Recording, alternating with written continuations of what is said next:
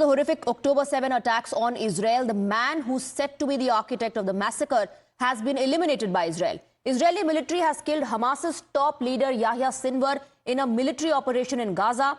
And after conducting DNA tests on the body to determine if it is him, Israel has confirmed his death. The military said that 3 militants were killed during the operations in Gaza, including Sinwar.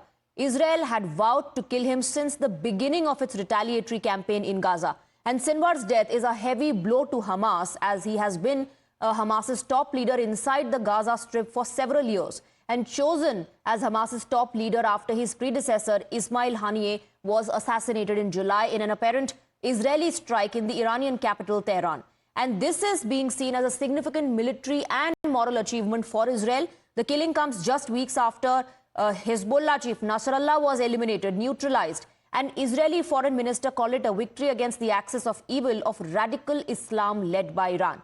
It remains to be seen what the elimination of Sinwar would mean for the hostages for the war and Gaza, without Hamas and without Iranian control.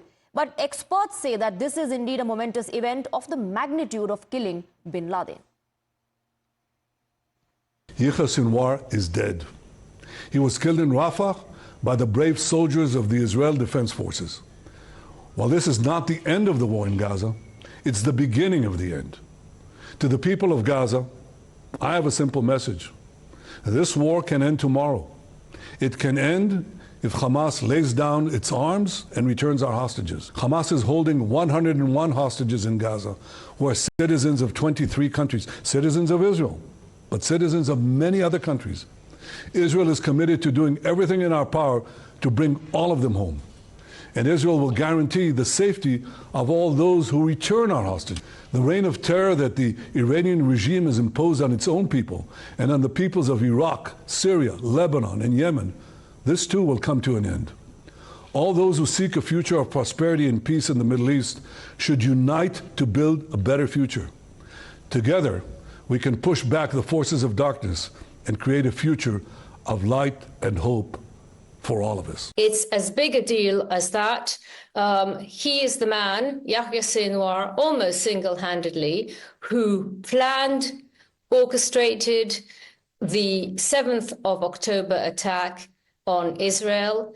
He planned for Iran and for all of Iran's long arms, meaning the proxies, Hezbollah, and the militias that Iran funds and trains in Syria and in Iraq to join the fight and try to eliminate the state of Israel off the map. So it's a very big deal. Now, the Israeli military has released a camera drone footage which is set to show the last moments of Hamas leader Yahya Sinwar's life. It has been captured on camera. It's playing out on your screens as well. In a room that was wrecked by shelling, a man is sitting in a chair, his face covered with a cloth to perhaps hide his identity. The video shows the man with his hand wounded throwing a stick towards the drone. The military fired an additional shell at the building, causing it to collapse and killing Yahya Sinwar. Military spokesperson Rear Admiral Daniel Hagari has shared this information. He also said Sinwar was found with a bulletproof vest, grenades, and some money as well. Some of Sinwar's DNA had previously been found in tunnels near where troops found the bodies of 6 hostages at the end of August. And that was used to determine whether this body was of Yahya Sinwar or not. And after following the procedure, Israel confirmed that Yahya Sinwar was eliminated in this attack. There are 2 reasons for the people here to celebrate in Israel. One, it's a festival. And second thing is that the perpetrator of brutal barbaric attack, Yahya Sinwar, has also been killed. And it's a big sigh of relief for the people, especially for those who had been waiting for the near and dear one to come home. 250 people were taken hostage by Hamas terrorists last year. Some of them were released, some of them died in the captivity. Still 101 people are there in the captivity. And here you can see the friends of Romy Gonen. For the last 1 year, every Thursday, they come out to this place with the hope that they will be getting some kind of a good news.